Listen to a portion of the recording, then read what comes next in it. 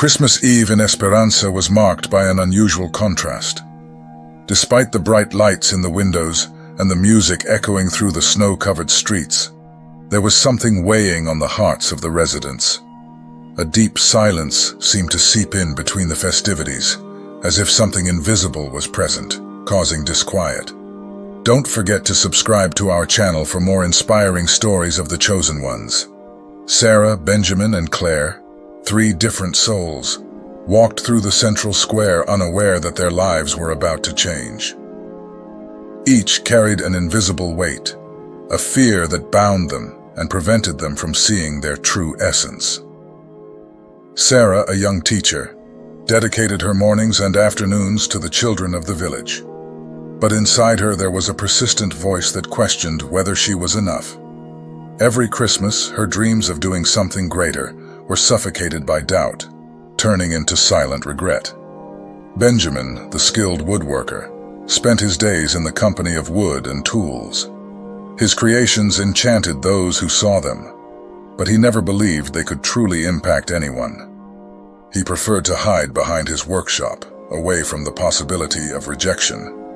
Claire, the eldest, was seen as a figure of wisdom. However, the truth she held was different. She had suffered losses that left her paralyzed. Her inner light was covered in layers of pain and self-protection, making it difficult for her to believe in her ability to inspire others again. As the night progressed, a strange mist began to form in the square, slowly but densely, as if it were the materialization of the fears that permeated the atmosphere. It was as if the collective spirit of the village was being tested, confronted with its own limitations. The three of them, as if drawn by an invisible force, found themselves in the center of the square. The mist seemed heavier around them, almost suffocating. It wasn't just a physical manifestation, it was a mirror of their deepest fears. The sensation was unmistakable. The fog reminded them of their failures, their insecurities, everything that kept them chained. Sarah remembered all the times she had doubted herself, every opportunity wasted for fear of failure. Benjamin felt the weight of years hidden away, his art forgotten on dust-covered shelves. Claire was transported to a past she was desperately trying to forget, where loss had stolen her faith in love and hope. The fog asked no questions, demanded no answers, but made them face a choice: to continue living in fear or to seek something greater, purer, and more transformative. The decision seemed simple, but it was profound. Choosing love was not just an act of courage, it was a renunciation of the control of fear. Sarah realized that as long as she fed her doubts, she could never be the guide she wanted to be. Benjamin understood that his art had no purpose as long as he continued to hide it. Claire saw that her pain would only continue to dominate her as long as she refused to embrace what was still beautiful in her life. As the mist began to dissipate, a comforting warmth took the place of the cold, as if the spirit of Christmas itself was responding to the silent decision each of them had made. As they returned to their homes, each of the three felt something different, an inner strength they had never experienced before. The mist wasn't just a strange phenomenon, it was a symbol of what they needed to overcome. They still didn't fully understand what it meant to be chosen, but they knew that the first step had been taken. Love, after all, was the answer. It wasn't easy, it wasn't immediate, but it was the only way to break the chains of fear. In life, we all face moments when fear tries to overwhelm us, to make us believe that we are small or incapable. But like the mist in hope, fear is transitory. It dissipates when we choose light, love, and courage. In the spirit of Christmas, we are called to make this choice not only for ourselves, but for others, for the connection with something greater that unites and transforms us. The next morning brought a special glow to the village of Esperança. The sun's rays reflected off the fresh snow, creating a uniquely beautiful scene. But for Sarah, Benjamin, and Claire, the light seemed to have a deeper meaning.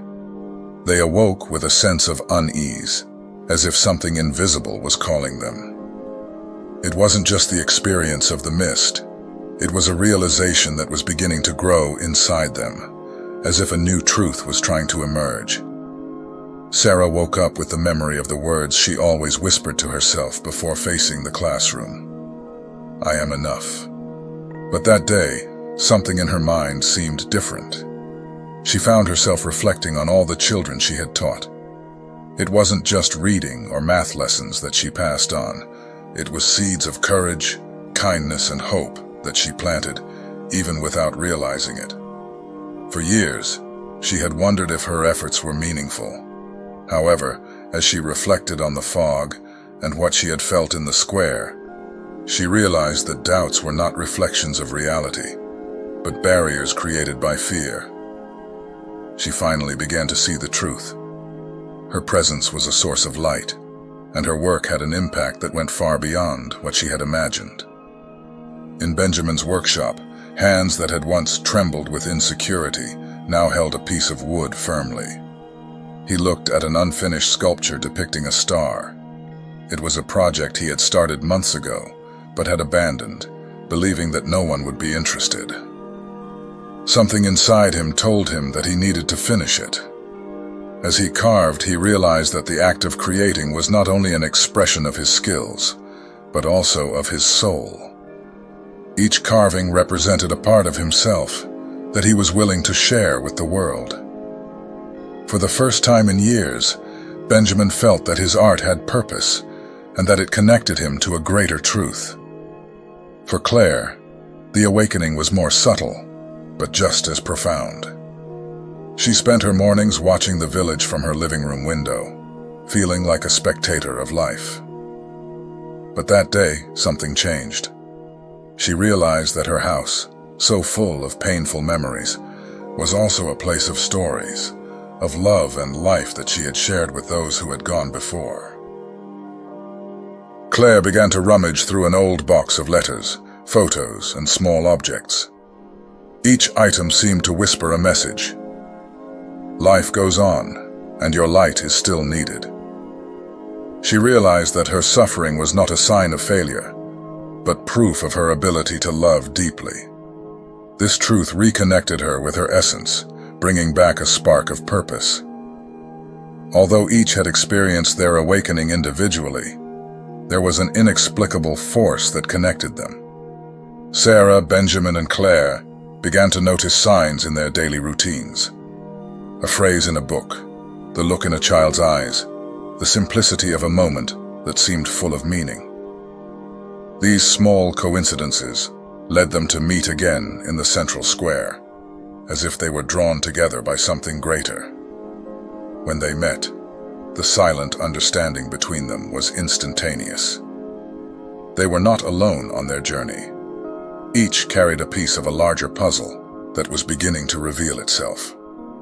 In the center of the square, something was waiting for them. An old Christmas tree, which for years had stood forgotten in winter, was lit up in a mysterious way. On its branches, tiny stars shone as if reflecting the night sky.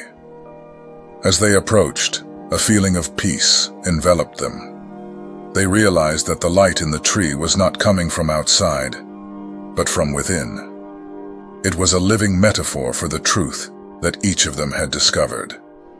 The light that guides the world is not something external, but something that radiates from within each person. Awakening to the truth is more than a moment of enlightenment. It is a continuous journey of reconnection with who we are and the purpose we carry. Like Sarah, Benjamin, and Claire, we all face doubts, fears, and uncertainties. But when we choose to look beyond the illusions, we discover that the truth lies in our capacity to love, create, and believe in something greater. Esperanza's central square had never been a place of such meaningful encounters, but something had changed since the appearance of the illuminated tree. For Sarah, Benjamin, and Claire, That spot seemed to be a portal into themselves, a reminder that each of them carried something unique that needed to be revealed to the world. They didn't know for sure what the future held, but they clearly felt that the next step would require courage, fully embracing their spiritual gifts and accepting their purpose. The next morning, as Sarah prepared lessons for her students, she felt that something in her approach needed to change. She had always taught in a methodical way, fearing that her innovations would not be understood or accepted. However, the children always looked at her with admiration, and this sparked a deep reflection. What did it really mean to be a teacher? Sarah realized that her true gift lay not in traditional teaching methods, but in her ability to inspire. She could plant seeds of hope, courage, and creativity in children's hearts. For years, she had allowed her fear of making mistakes to limit her, but now she felt she needed to transcend this.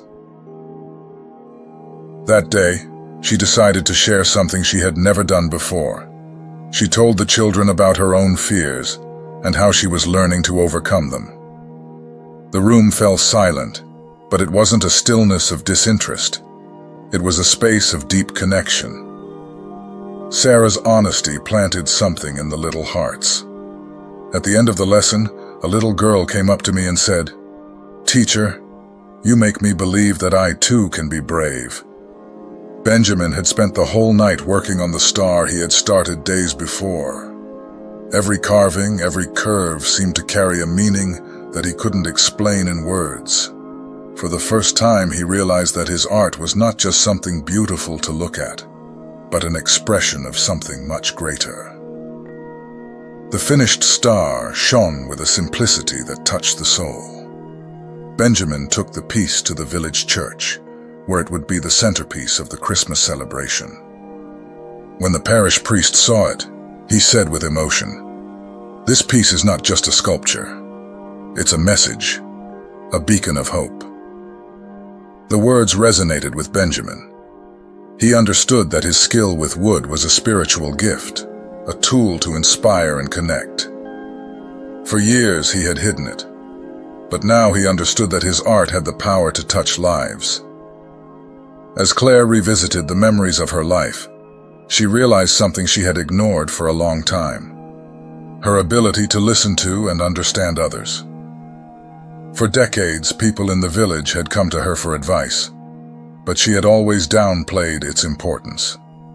She believed that because she carried her own pain, she couldn't be a guide to others.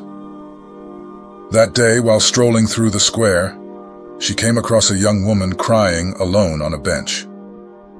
Claire hesitated for a moment, but something inside her pushed her to come closer.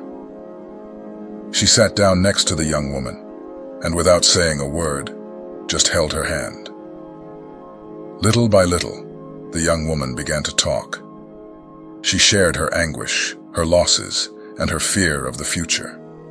Claire offered no solutions, but listened attentively and lovingly.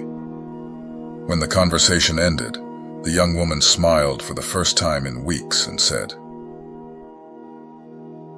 Sarah, Benjamin, and Claire were now silent guides of this movement. Not because they sought the limelight, but because they accepted their gifts and allowed their lives to be examples of how love can transform everything. They didn't know the full impact of their actions, but they understood that every choice, every act of service, was like a seed planted in fertile ground. Like Sarah, Benjamin, and Claire, we all face moments when fear and doubt try to paralyze us. But in this story, we see a powerful reminder: we are chosen for something greater. Being chosen doesn't mean a life without challenges, but a life full of purpose. When we accept our gifts and open ourselves to serving others, we begin to discover the divine essence within us. This process not only renews us, but also transforms the world around us. Every action, no matter how small, is a reflection of God's love at work within us. And when we come together, like the residents of Esperança, we create a movement of light that resonates far beyond what we can imagine.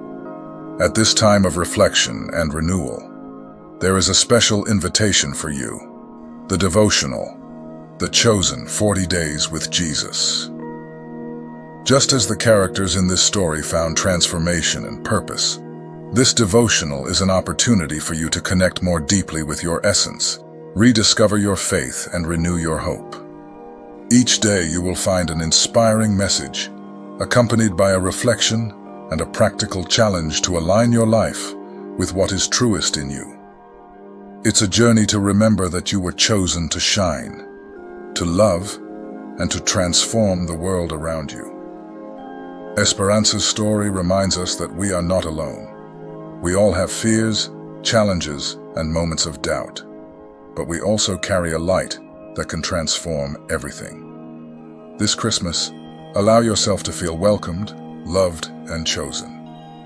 Look inside yourself and recognize the gifts that God has given you.